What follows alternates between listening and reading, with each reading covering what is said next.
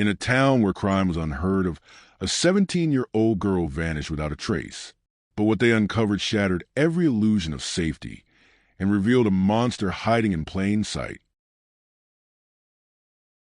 Sycamore Ridge was a kind of town where time seemed to slow down. Located in Northern California's wine country, it was known for its scenic vineyards, postcard-perfect Main Street, and the old sycamore trees that lined the sidewalks. Residents called it a slice of Americana, idyllic, unshaken, familiar.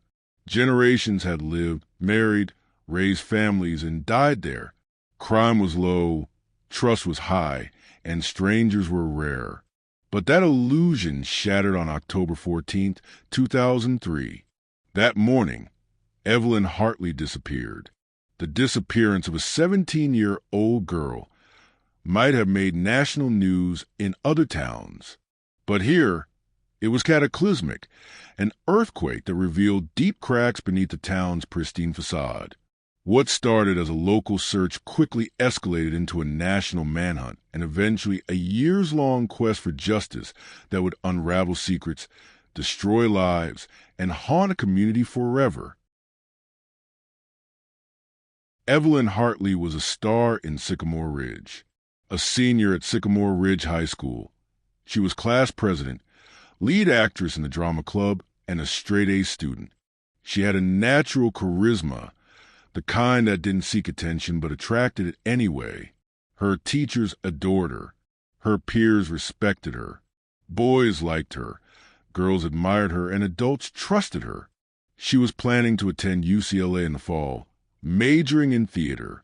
She had dreams of Broadway, but was practical too, considering law school or teaching if acting didn't work out. Her parents, Frank and Linda Hartley, had raised her to dream big but stay grounded. Evelyn was the kind of girl who made others feel like they mattered, and that made her disappearance all the more devastating. October 14, 2003, was a regular Tuesday. Evelyn had stayed late at school for drama rehearsal. She was playing Emily Webb in Our Town, a role she had poured her heart into.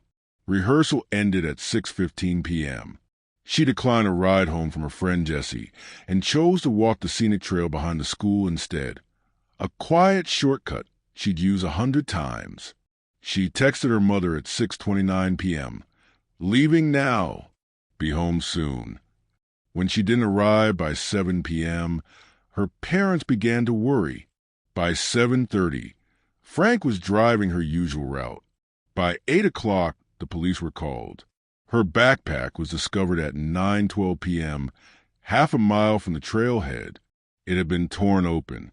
Her phone was nearby, screen shattered. Nothing else. The town mobilized instantly. Search dogs, helicopters, volunteers. But Evelyn was gone. Frank Hartley was a man forged by discipline. A former sheriff's deputy in Oakland, he had seen violence, corruption, and grief. He left the force after a tragic operation killed his partner. He moved to Sycamore Ridge for peace, never imagining tragedy would follow. Frank's experience gave the search an edge. He organized a detailed map grid, recruited retired cops, and tracked leads the police missed. But the first 48 hours yielded nothing. No witnesses, no screams, no signs of a struggle. Then, Evelyn's best friend Jessie revealed a disturbing text. "He's here. Don't call." It was sent at 6:41 p.m. He wasn't a name, but it was a start. Tim Forrester had been the gym teacher and track coach for over a decade, a Marine Corps veteran, father of 2, husband to a school nurse. He was respected, known for helping students who were bullied or struggling at home. But there were whispers, rumors that he got too close to some girls. Nothing ever proven. A few parents had complained, but nothing stuck. He was charming, controlled, and always careful. When the FBI pulled his personnel file, they found 2 previous schools where he'd worked had also received similar complaints. Inappropriate comments, boundary crossing, lingering touches. One former student from his 1996 Nevada school was Lacey Thomas. She disappeared after track practice. Case cold. Similar age, similar disappearance. Frank Hartley became obsessed with Tim Forrester. He tracked the coach's movements, interviewed old students, and broke into public records. He wasn't alone. Other parents joined him, sharing stories they once dismissed. Still, the sheriff's office hesitated. Forrester had an alibi. He was at home grading papers. His wife confirmed it. His car hadn't been seen on school cameras. But then a retired postman came forward. He had seen a red Ford Ranger, matching Forrester's, driving fast down Canyon Trail at 6:45 p.m. No license plate, but the timing was exact. The sheriff caved. A search warrant was filed. Forrester owned a remote cabin in Mendocino Forest, inherited from his uncle. It was rarely used, located off the grid. FBI agents arrived with dogs, technicians, and local deputies.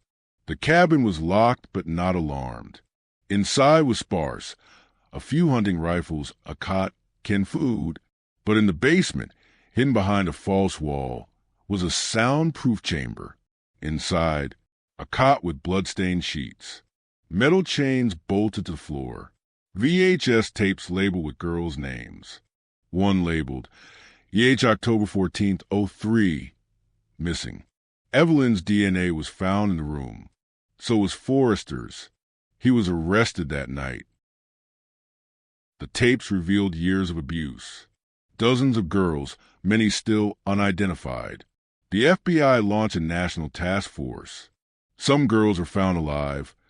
Others had long been declared dead. Parents came to watch the tapes, hoping and fearing. Several had breakdowns in the viewing room. But the one tape that could seal Evelyn's fate, the one labeled with her initials, was missing.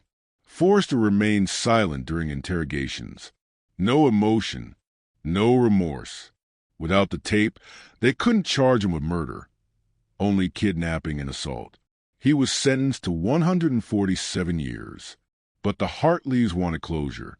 In 2012, a new family moved into a home near the old trail. While renovating the attic, they found a locked metal box. Inside, the missing tape. It showed Evelyn alive on October 17th, 3 days after she disappeared. She was pleading, injured, calling for her father. Then Forrester stepped into frame. The screen went black. It was enough. New charges were filed. First-degree murder. The jury watched the tape in stunned silence. Forrester stared blankly as the verdict was read, guilty. The sycamore tree where Evelyn's backpack was found is now a memorial. Her photo hangs on the trunk. Flowers are left every October. Linda Hartley speaks across the state. Her message, evil hides in plain sight. Listen to your children. Question authority. Trust your instincts. Frank died in 2018, broken but resolute. Evelyn was never just a victim. She was a daughter, a dreamer, and a warning that sometimes the monsters we fear aren't strangers in the dark, but the coaches, teachers, and neighbors we trust the most. And sometimes the silence of a town is what allows them to thrive.